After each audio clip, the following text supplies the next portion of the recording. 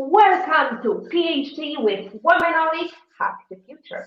My name is Beata Young, and today's PhD Positivity Hack Delivered will be by Nora DiNuzzo. Topic: You don't need money to start your own agency of the future. Episode 90 starts here. Let me remind you, this is a grassroots community that focuses on women on IT, an inclusive forum of women in technology, startups, and female leaders who are supported by men as well. And I bring heart to that hustle because empathy is my motto. And empathy is critical when you're building the agency of the future. Let me just tell you a couple of things that's been happening in the technology world of female leaders. Great news, everyone. Our previous PhD guest, Nina Segura, will host a 3-day leadership breakthrough retreat on March the 1st to March the 3rd. Way to go, Nina. Congratulations to House of Tula CEO Priyansu Nath on winning the startup race. The startup race is a 6-month-long competition and an award of 10,000 cash prize.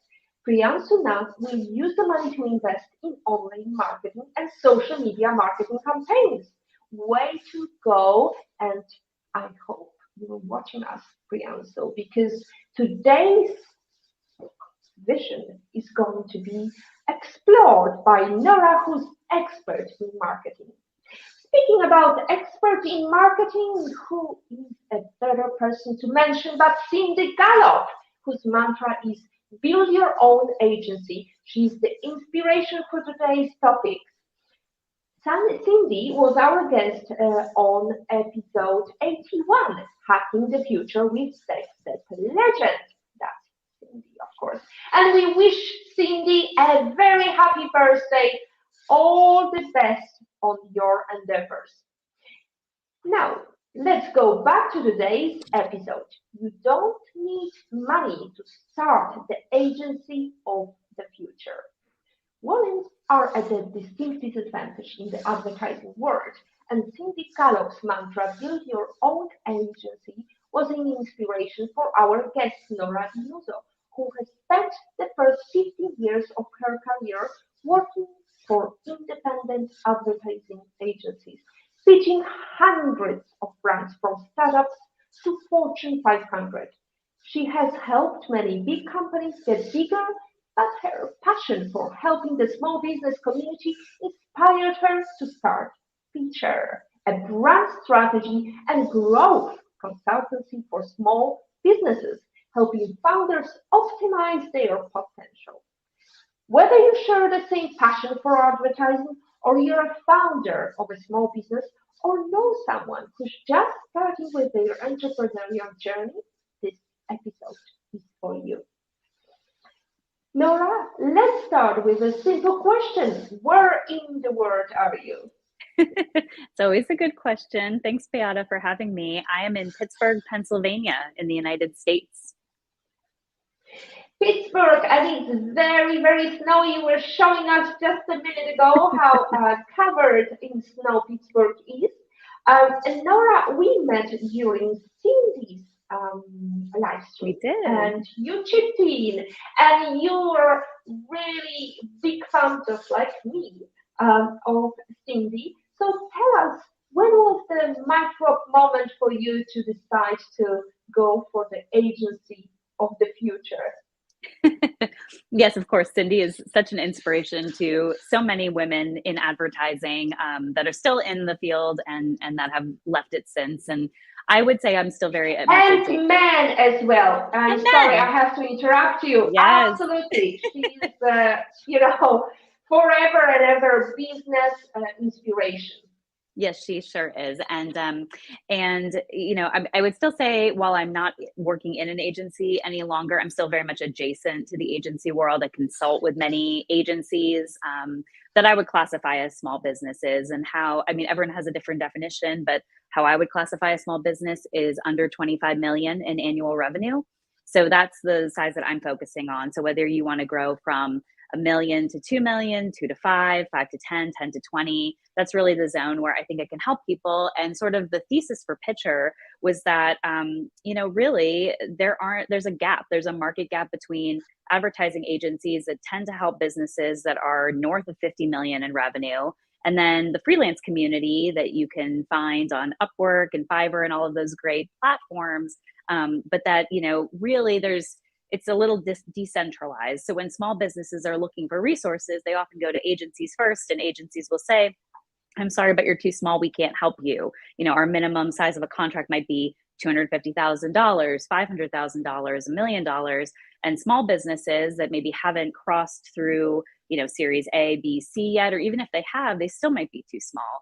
And so I feel like there's a service gap there where there aren't a lot of people that have coalesced in the same kind of organized way that advertising agencies have as an industry to service small business. And it's a huge opportunity because there are 32.5 million small businesses just in the United States alone.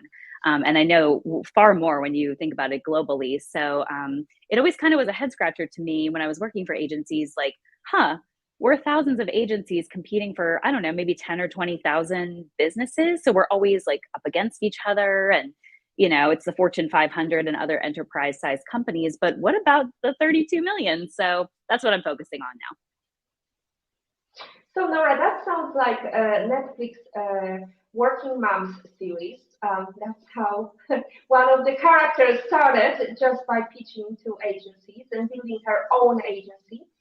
So was the reason solely the fact that you wanted to differentiate yourself and find that niche, or was there some ideas you had that were unique to all that you've seen around you? Well, I think, the pandemic was impacted all of us, like, let's be honest, but particularly for me as a mom, as a woman, as someone living in a community that has a lot of small business here, as does every community, right? But particularly my children, their art studio closed during the pandemic, their dance studio, their favorite boutique. And these were all woman-owned businesses, mom-owned businesses. And it was just really sad, to be honest. And I felt in that moment like, while I'm watching my favorite small businesses locally close, I'm also pitching very large businesses in my agency job. And it was great that I had gotten my agency to the point that they were in those rooms at those tables. So like, it's no slight at big business. And I'm pro business generally. Like I'm for big business and I'm for small business. I think the problem is when things get out of whack and big business is getting all the investment or all the attention and small business is not, it's out of balance. And so I think that's something that is a passion point of mine. I was personally affected by it, like I said, during the pandemic, and I wanted to see if I could use my skills in growth and business development, strategy, and marketing to help small businesses survive and thrive post-pandemic, as opposed to just maybe helping big business get bigger. So it was personal for me. Very personal. So you started your business in 2020? 2021, actually, October 2021. But October 2020, I had done a boot camp through Chatham University's Center for Women's Entrepreneurship, which is funded by the U.S. Small Business Administration. So it was a fantastic opportunity to kind of pitch Pitcher, if you will, and to kind of test out an idea that I had. The boot camp I did is called Concept to Launch, and it's for pre-revenue startups. So you're basically just pressure testing your idea, figuring out the block and tackle of how do I, apply for an LLC? How do I get my EIN number? All of those things that are sort of the baby steps you need to take at the beginning when you're an entrepreneur. And if you've never built your own business, you probably don't know how to do those things. I certainly didn't. So it was extremely valuable. And it was the first time they had hosted a cohort that was during the pandemic. It was all virtual. Previously had met in person. And so it was only $45. And so I said to myself, you know what, even if I never become an entrepreneur, I'll spend $45 in coffee over the next 6 weeks. So I might as well, why not? And then it took me about another year after that to actually bring it to fruition through a series of events. But yeah, I studied up on how to do it in 2020, and then I took the leap in 2021. And what a coffee it was. It was brewing, the idea was brewing, and eventually we had Peter. When does name come into place? Why Peter? Why did you call it this way? That's a great question. Well, I don't know about in Malta, but in the United States, sort of the most quintessential small business that a child might start up, besides like, I guess in the past we had the paper route, but you think of the lemonade stand, right? So any kid could get a box or a table and make a pitcher of lemonade and go out in their driveway and start to learn how to sell and to pitch themselves. So that was part of it. But also, I have this sort of analogy, which is that founders, that's who I'm working with right now. I'm working with founder-led organizations. So founders are great at making lemonade from lemons that they see in their industries. Like my coach, Christy Uffelman, always talks about, entrepreneurs go into business to fix something that drives them nuts. So, you have those lemons in whatever your industry is, and you have an idea to fix that. And so you make your lemonade, right, out of those lemons.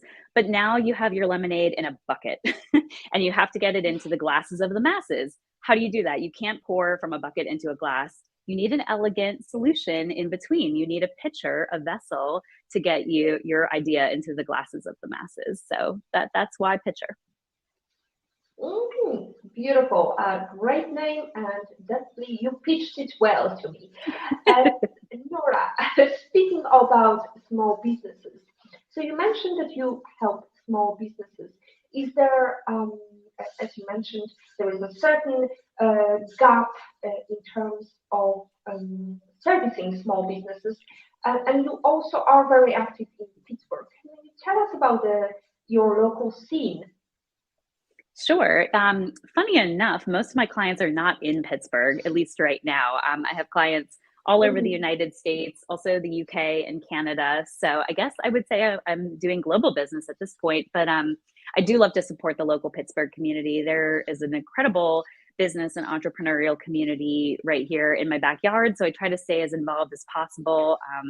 I'm a member of the Pittsburgh Advertising Federation, the American Marketing Association, the Pittsburgh Tech Council, the Center for Women's Entrepreneurship, like I mentioned. So yeah, I try to stay involved and help as much as I can. But also, just funny enough that I really don't have any Pittsburgh-based clients at the moment. Maybe that will change, but yeah, I have clients in LA, clients in Minneapolis, New York, so a little bit all over. I think that's what's so great now about running your own business. And I know, the title of this chat was provocative, like you don't need money. I wouldn't say you need none money, but you don't really need that much. Like if you're running a service-based business, there's so much good software out there now that's very accessible, very affordable. As you can see, I'm working from my home. I'm in my home office right now. So, really, you can keep your operating expenses quite low and run a business right from your home, and you can be working with people all over the country and all over the world quite easily. That sounds so easy. However, well, bootstrapping we can all do, right? We know how to save and how to make sure that the logistics of our households are taken care of, and children have their lunches paid for, and so on and so forth. However, finding that first client may not be so easy. Probably for you, because you've been working and you've been pitching to startups or businesses, it's a bit easier. What would be your number one advice if somebody is looking for the first client in the entrepreneurial world? That's a great question. Definitely tap into your network. That's the number one thing. I think because a lot of times obviously it would make sense, before you start something entrepreneurial, you're probably employed full time.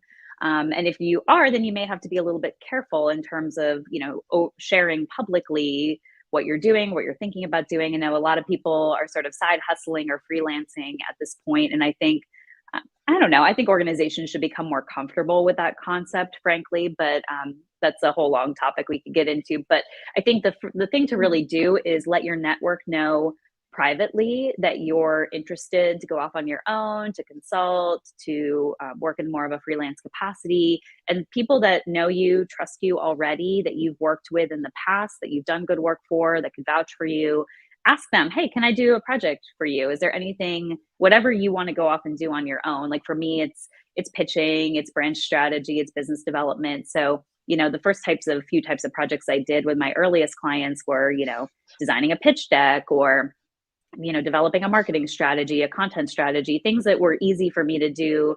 I could turn around quickly, help get them some quick results. So think about what you could offer to people relatively quickly and easily if you're still full-time employed. And then also just like let your network quietly know that you're thinking about going off on your own, and see what you can rustle up. Then when you do go public with the fact that you've gone off on your own, people will come out of the woodwork to support you. I know my network really did for me, which was really amazing. Fantastic. We have a couple of comments. Hi, Esmeralda. Hello, Beata and Nora. Excited for tonight's PhD. Thank you. Melanie Klim. I hadn't thought about entrepreneurs being motivated to fix something that drives them nuts. That's a really great insight.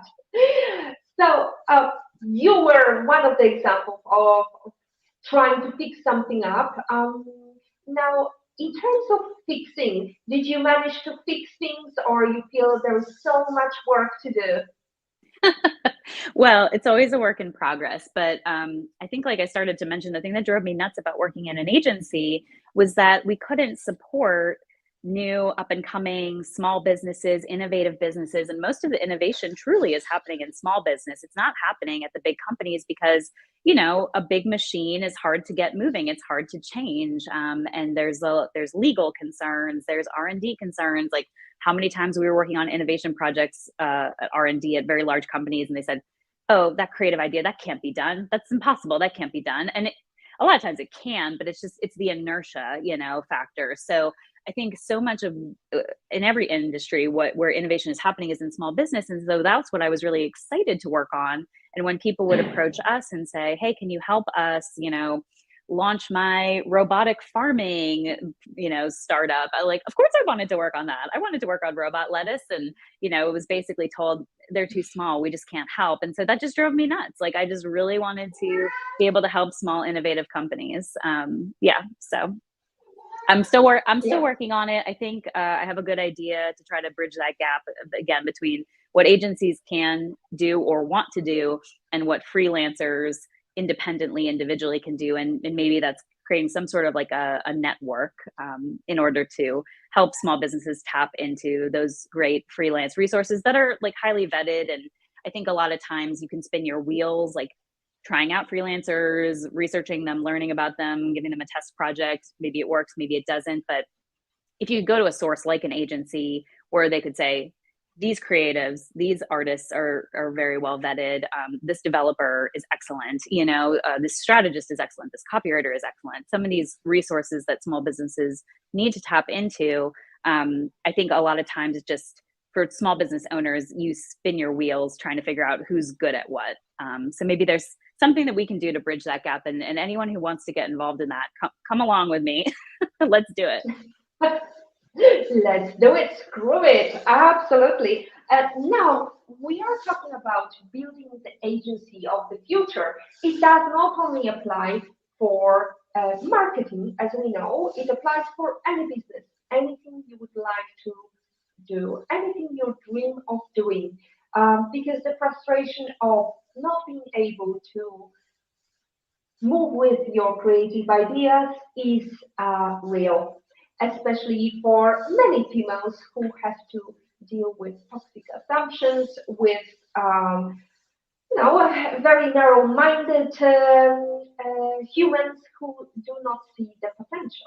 Now, Nora, you mentioned a couple of organizations you are involved. How critical belonging or being part of an organization is for somebody who is starting business? And can you really afford setting some money aside to be part of something if it means you can't have a coffee? Yes, absolutely. I think, when you're starting a business, and depending how much capital you have or don't have set aside would probably dictate how much you're willing to invest in yourself, how quickly. But if you have a little bit, even if you don't have a lot of these organizations are not that expensive to join. Most of the ones I mentioned to you are a couple $100s a year. It's not massive. I know there's been a lot of discussion lately about like what Chief costs and what some other organizations cost. But, most of these local offshoots of a national organization, that chapter, it may only be $100, $200 a year. And so I think you should be willing to invest in yourself as a business owner, investing to go see clients in person. That might mean investing in the cost of travel, attending events, being a part of organizations. So I definitely factor that into my budget, like a monthly operating expenses budget, or OPEX, as my CFO likes to call it. That was a new term to me. I was like, I've never had to deal with OPEX. That was like my finance team's thing to deal with at the agency. But yeah, you learn how to think about your dollars as investing in yourself, whether that's training, whether that's networking. And there's so much networking you can do for free, though, honestly. Like LinkedIn I know this is going to be streaming live on LinkedIn today. This is a fantastic place to network. And I just posted something today about one of my clients. Yesterday, I was so excited because he posted something about his work. The work that he posted about was for a client. That client shared it and said, you really should hire this guy. Look at this work he did for me. It's so fantastic. Within 24 hours, he was hired by somebody new to do their project. And so that's the power of social, really. He didn't spend any money on that. All he did was say, this is work I've done that I'm proud of. That client agreed and was like, check this out. This is who did my stuff. And then immediately, he got a new contract off of that. So very proud of him. Go James.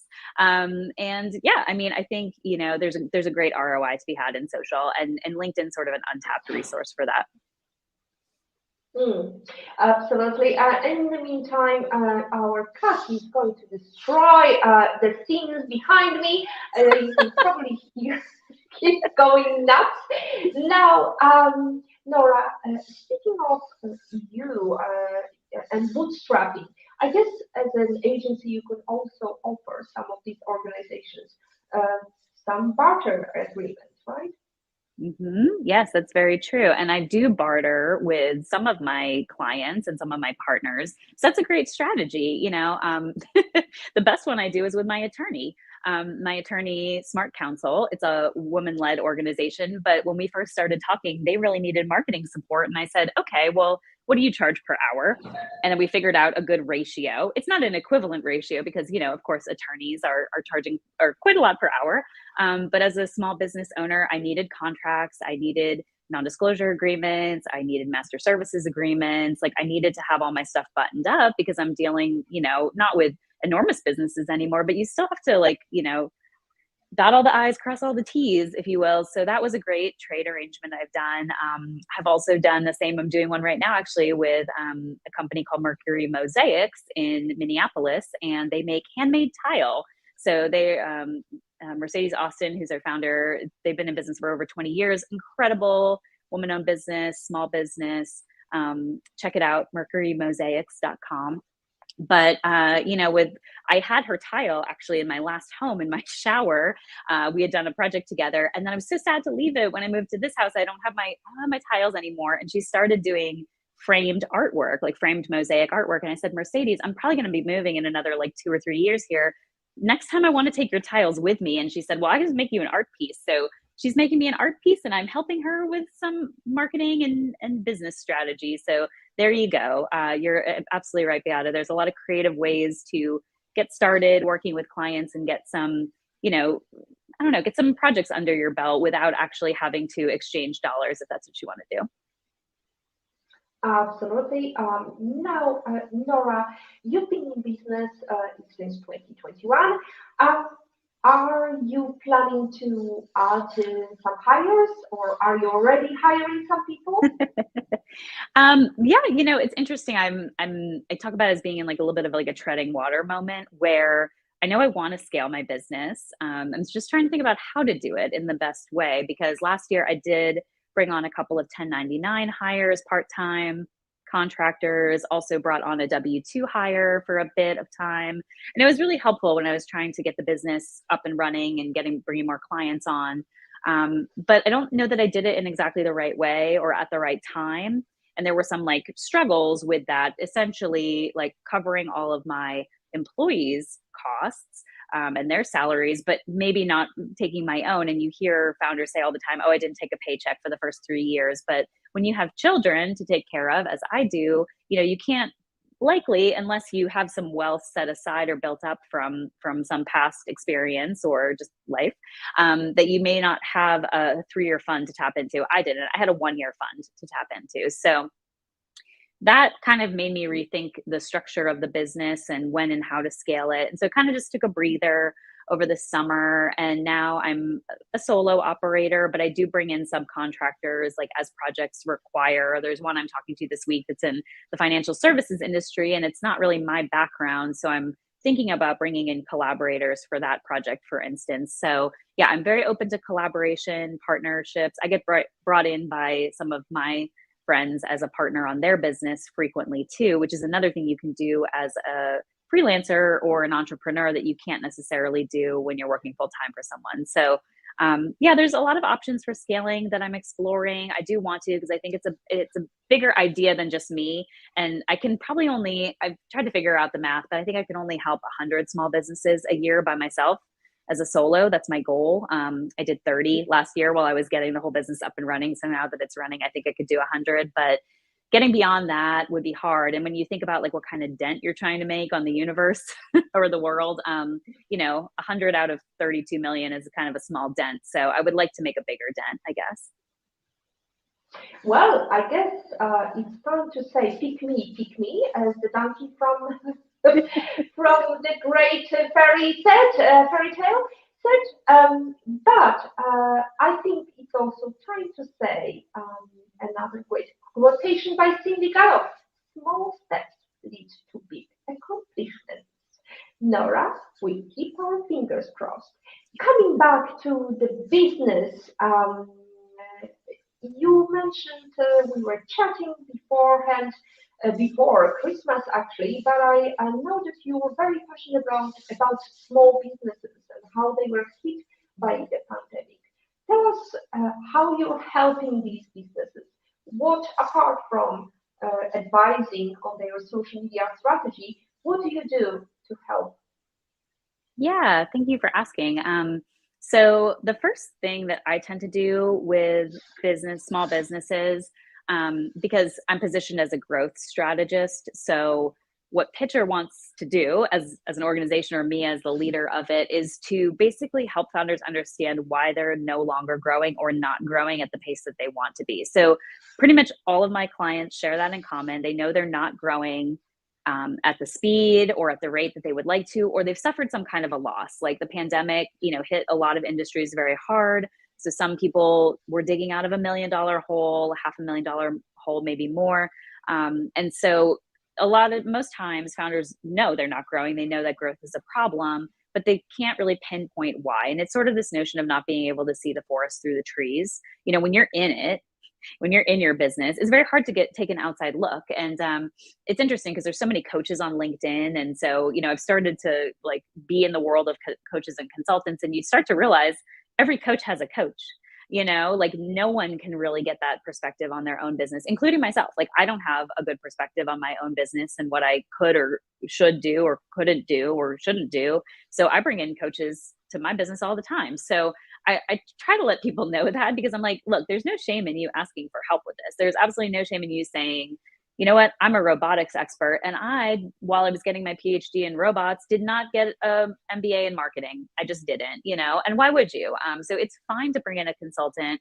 It's fine to bring in somebody from outside to give you fresh perspective. So that's really where I start, is just to do an audit, to do a discovery, and sort of a diagnostic, I would call it, on why a company is not growing. And then we talk about what work streams would help them overcome those growth challenges. And the ones that I can address personally, I hope to address more if I can bring in some other consultants into my organization. But myself, Nora, can do brand, business, content, and comm strategy. So those are the 4 things I really touch. If it's getting into deep technical SEO, if it's getting into supply chain or things like that are operations that sit outside of marketing, I particularly can't help somebody address those things. But I would love if Pitcher eventually could just help with all aspects of small business growth and not just the marketing aspects. Fantastic. Whoever is watching us or listening to us can reach out to Nora with advice or partnering with her. Now, it sounds almost like you're a startup accelerator or incubator. I mean, I don't know. I don't know if I am. I mean, I've never been in one, so I can't say that I know what that's like. Maybe I should, right? You kind of don't know what you don't know, I think is true of entrepreneurship in general. You learn as you go and as you grow. But it's funny. I was having a conversation with my friend Melissa Unsell Smith yesterday. She runs an organization called Catalytic Icon, and it's sort of a live show similar to yours, where women get together, female entrepreneurs, and talk about their business growth challenges. And she gave me an interesting thought, which was like, could I or Pitcher become sort of the center of gravity for this ecosystem whereby small businesses that need to grow get connected to people that can help them grow, to providers that can help them grow. So that's maybe a technology solution I'm not personally prepared to implement. I don't code. I'm a no code individual, but yeah, just that notion of like, in the way that there's this network of agencies that can service all kinds of big businesses, is there something that's not an agency, but something else that could service small businesses that can't be serviced by agencies? I think I'd love to crack that nut, I guess. That's another ponder for Nora and our lovely listeners or viewers. If you have questions for Nora, suggestions, or to make a comment, it's your turn now. We are past half an hour of discussion. Another half is going to be packed with lots of instant tips from Nora and ponders as well. So, Nora, coming back to business creation or incubation or acceleration, we have actually a question from Esmeralda. I'm planning to put up a business. What should be the first thing I should consider of aside from the financial aspect? That's a great question. I mean, yes, I know we've talked about you don't need a lot of money to get started, but you do need to be thinking about how will I make money, of course. But outside of that, I really think you should think about how you want to be positioned and how you want to be known and branded. Of course, you're talking to a pitcher, you're talking to somebody who thinks about branding quite a lot, but also understands the power of it, right? So something as simple as naming your business. What are you going to call it? And this is no chop at my friends who have named their business after themselves, their last name, their child. That's definitely one strategy. But what do you want to communicate with the name of your business? Is it a name that's easy for people to pronounce, easy to spell? Is it something that could be repeated? So when you're not in the room and someone's talking about your business, like people could say, "Oh yeah, Nora, she runs this thing called Pitcher." It's easy for people to remember. It's one word. That was by design. That was very intentional on my part. It's hard to find one word companies that you can, create a business around. But I challenge you, if you're thinking about starting a company, try it. Think about what one singular word would you call it? Or maybe two, maybe three. If you're getting above 3 words, you're probably getting into the territory where people are not gonna be able to remember it or repeat it. So that can be a challenge. So think about that, because it's hard to go back and fix it later. Like if you don't nail it at the beginning, it's much harder to go back and be like, actually, I decided to change my name to this, and then it's like you have to start all over. So if you're going to invest time and money outside of just like figuring out the operations aspect of your business and the financial aspect, and I mean, you have to have the idea, right? You have to have a good idea, but I'm assuming that you do. Think then about, what are you going to call this thing, and how are you going to talk about it, and what's the story behind it? That's really important. And speaking of storytelling, we're gonna have another founder from Australia, and she's gonna talk about storytelling for startups. Tune in. I already know what we had as a discussion because I recorded it yesterday. Anyway, we have another 2 questions. Melanie Klim. I think it's great to focus on your strengths and be excellent there rather than trying to do it all. Do you recommend partners and collaborators to provide those other services? Yes, that's a great question, Mel.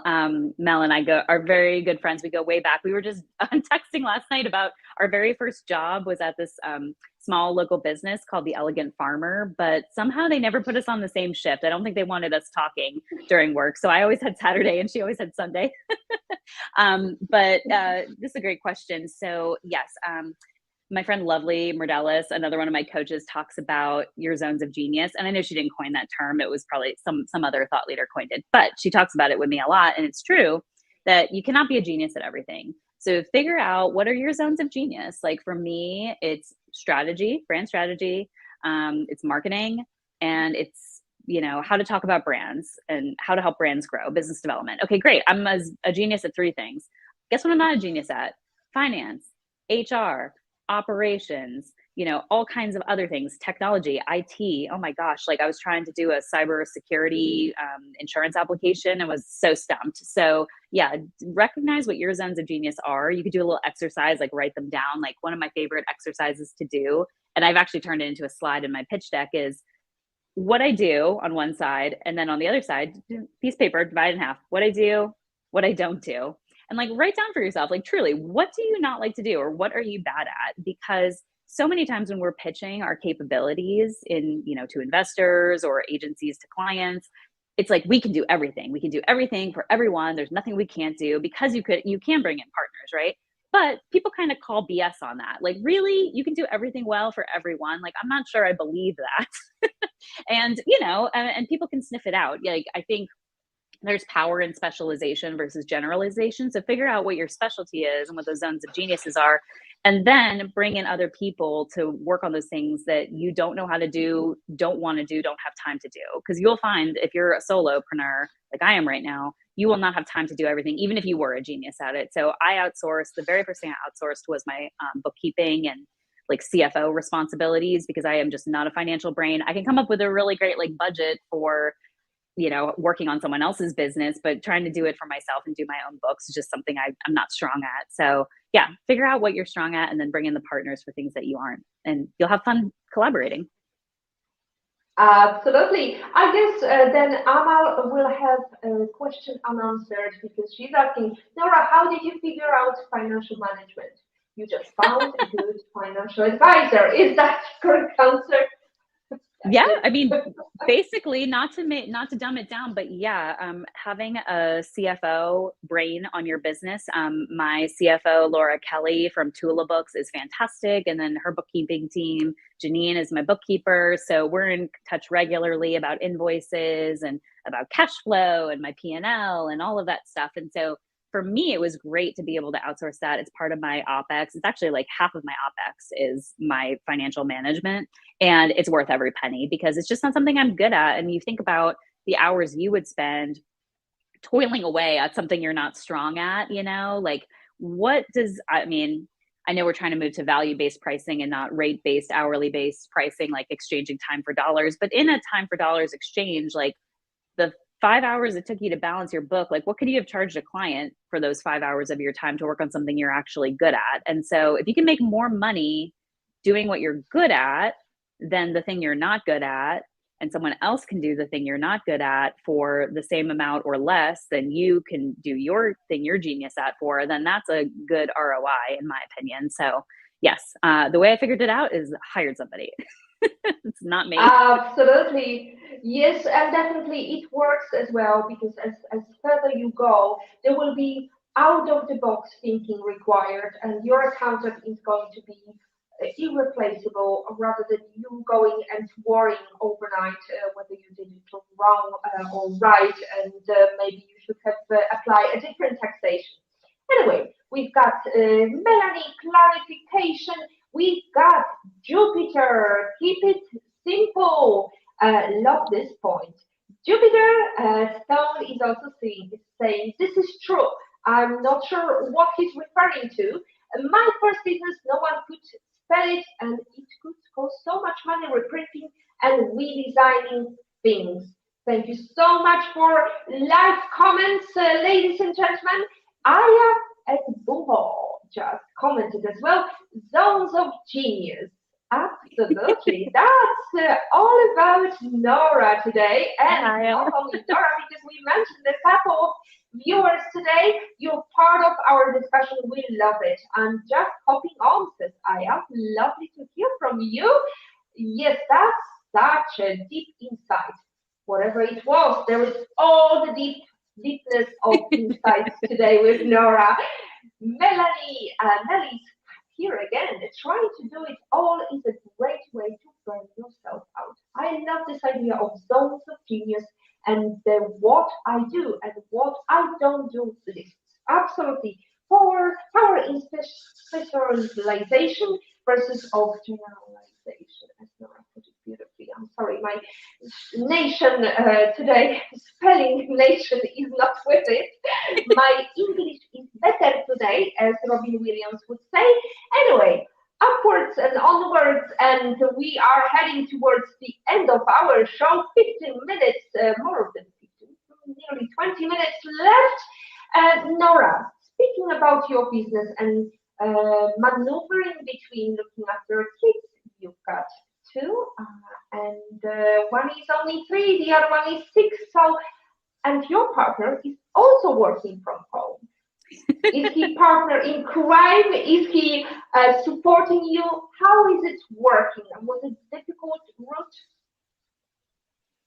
He is definitely my partner in crime, life, business, everything. Dave DiNuzzo, my husband. So shout out Dave. Hi up there. He's upstairs. I'm downstairs right now.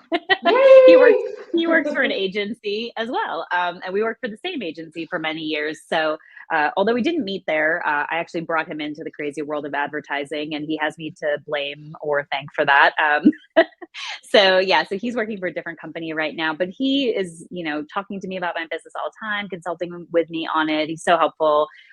He's a creative, and he's in the production world. So it's really funny because I'm sort of a glass half full, optimistic, even sometimes rose-colored glasses sort of a person, and he's a little bit more, I don't want to say pessimistic, but realist, because he has to think through on productions, like, this thing could go sideways any of 50 different ways, and having to do all the contingency planning for how shoots can get messed up and how you need to course correct and adjust. So he is very much like, not a doomsday or naysayer, but he's like a realist where he's like, really, is it going to work out as well as you think it is? Are you sure that's going to work? Are you sure we have enough money for that?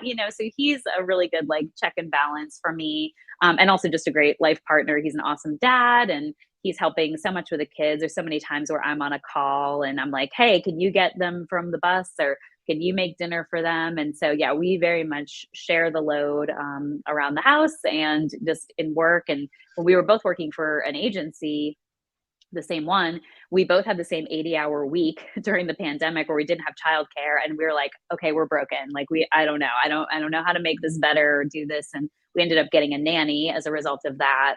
Now my kids are back in school and daycare. But it was hard. I mean, the first 6 months of the pandemic, we had no childcare because our daycare center was closed. They couldn't meet the cleaning requirements that the state had, and so they just shut down. And so we basically talked to our bosses at the time and said, okay, I mean, you're going to have to decide who's more important today to attend a meeting or a pitch or whatever, because someone's got to watch our kids.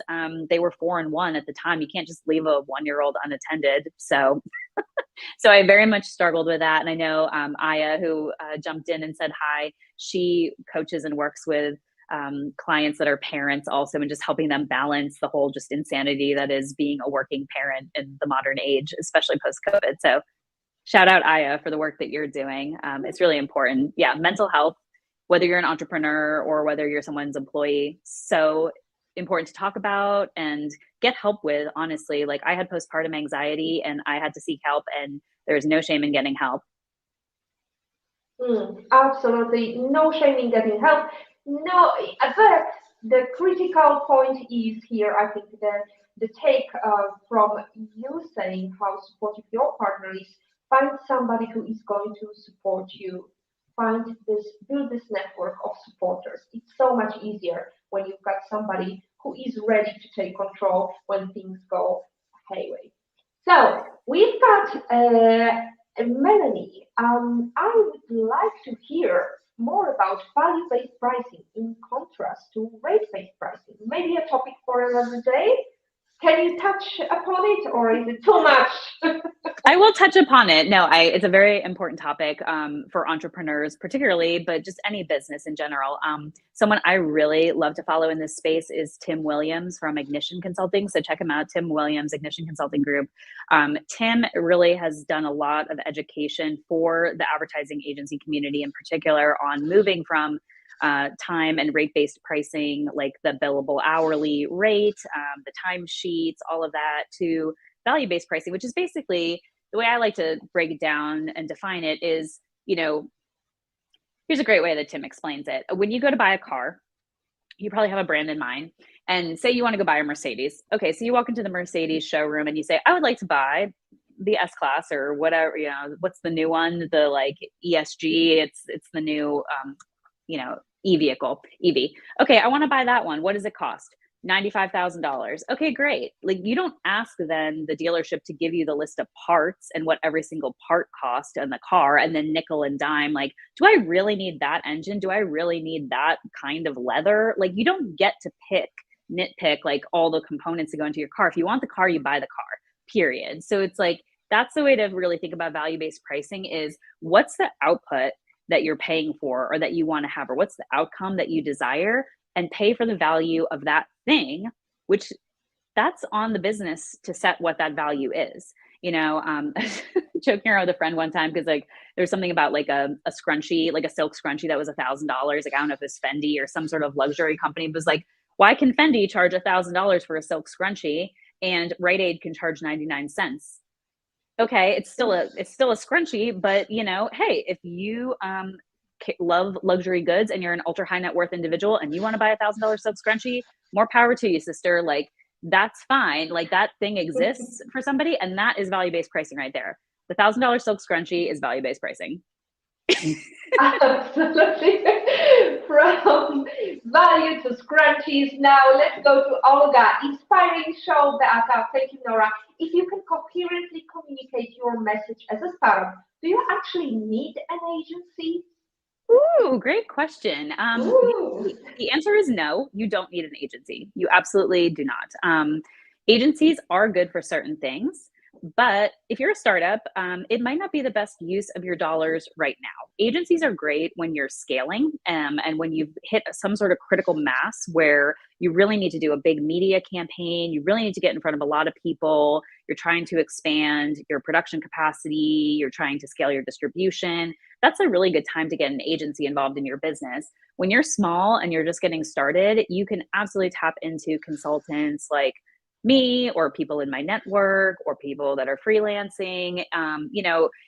What I would say is that, like I mentioned about not being able to see the forest through the trees, it is hard to do your own brand strategy if you don't have training and background as a strategist. It's hard to write your own marketing plan if you don't have specific training as a marketer or a media planner and buyer. So there's no problem with getting a consultant, but you absolutely do not need a whole agency.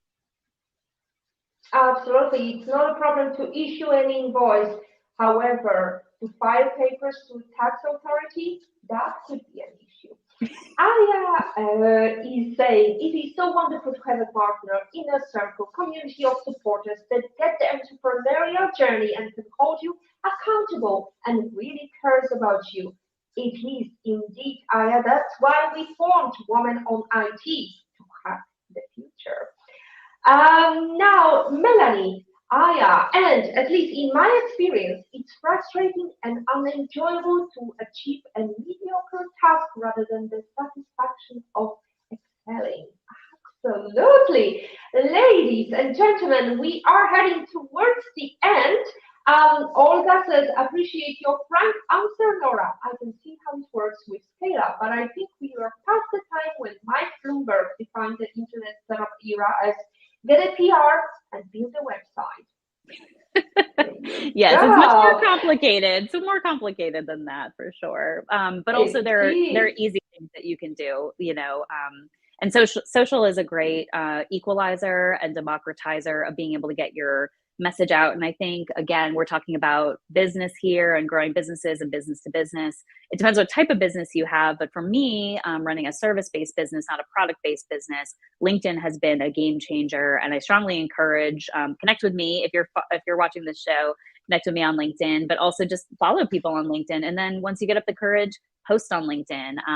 I know one thing I always talk about, and we talked about a little bit, Beata, is just like the confidence to create. And I think a lot of founders lack self-confidence to create and will use all kinds of excuses not to, such as I'm too busy, I'm not good at that, no one cares what I have to say, everyone knows what I already do, which that last one in particular, newsflash, no one knows what you do.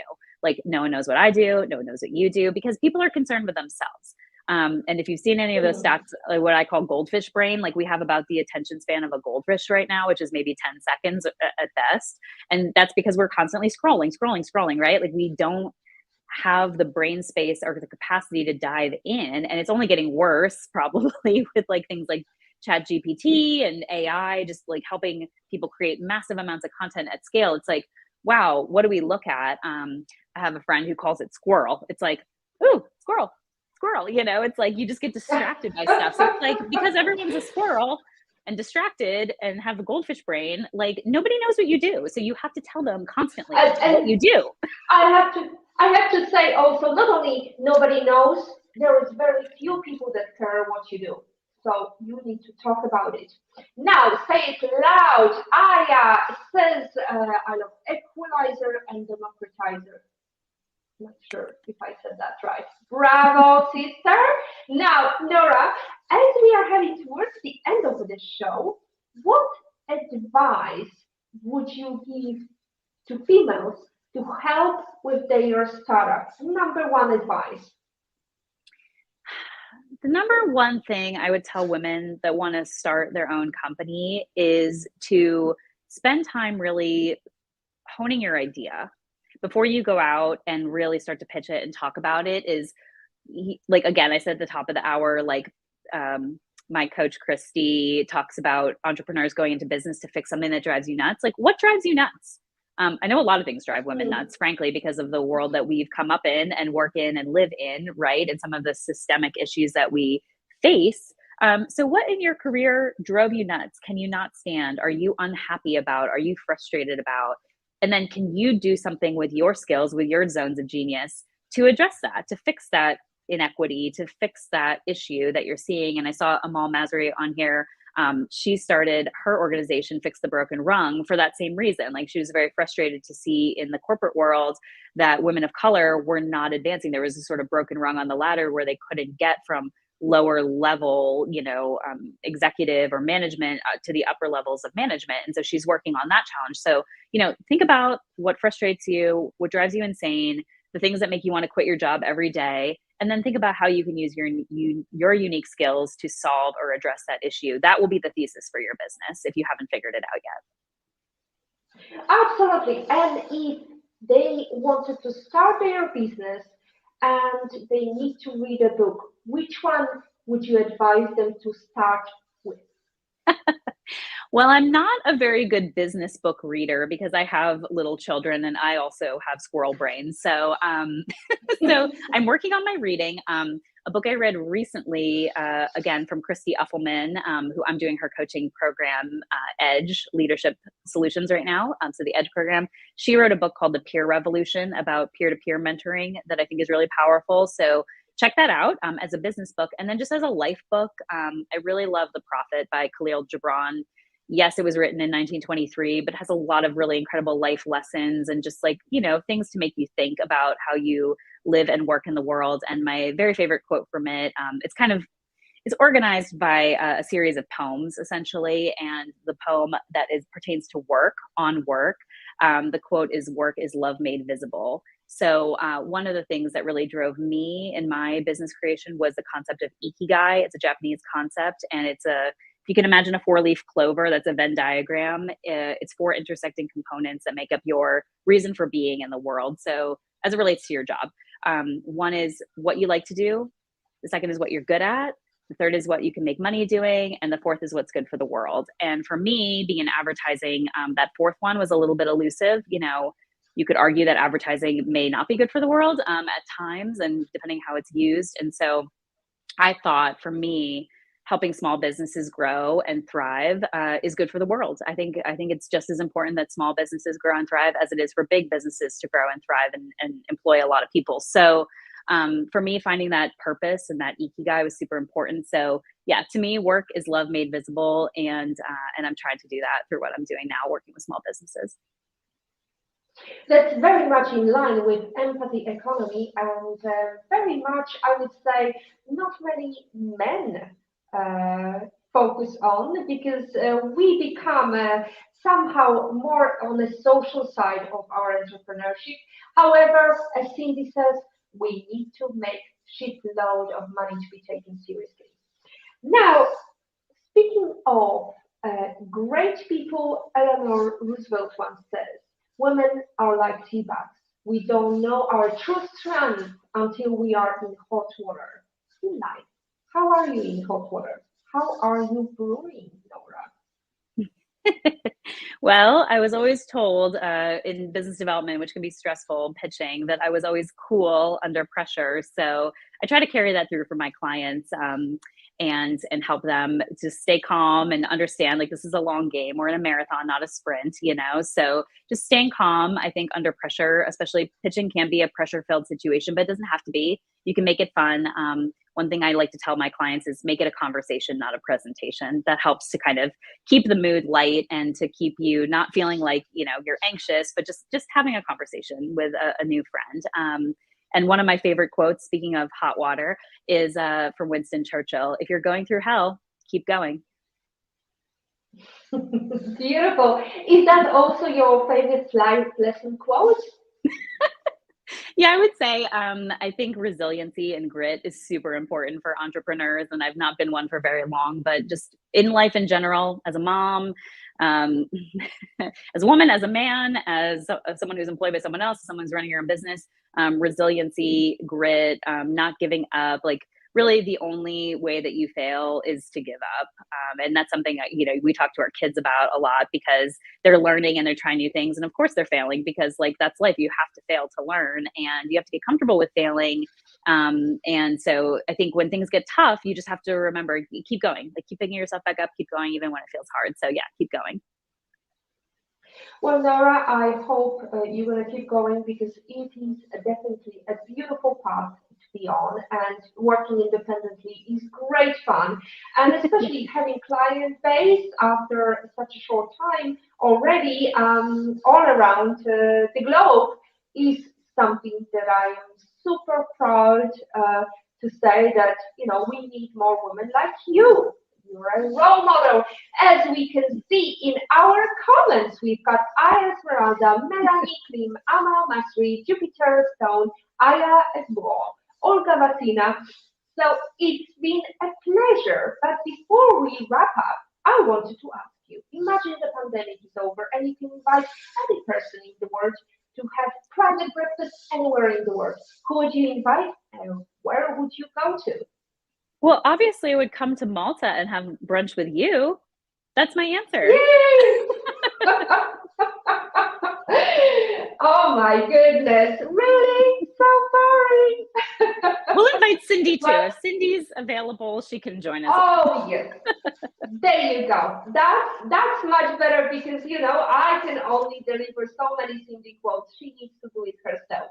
Now, everybody, it's been a true fun to have Nora today. Nora, thank you so much, and thank Nora's husband David. Is that correct? Thank you, Upstairs, Beata. I hope he's having fun too, working away. Now, changes call for innovation, and innovation leads to progress. Whatever the progress is for you, I hope you're gonna make it wherever you're watching us, wherever you're listening us. This is the time, this is your opportunity to hack the future. As always, our positivity quote comes from positive thinking, and we have lots of positive thinking today from Nora. Look for something positive in each day, even if some days you have to look a little harder. If If you don't like something, change it. If you can't change it, change your attitude, Maya Angelou says. Today is your day to have the future, have the positivity you want. And as I mentioned, next week we are going to listen to pre-recorded message about stories for startups. Join us next week. Thank you, Nora.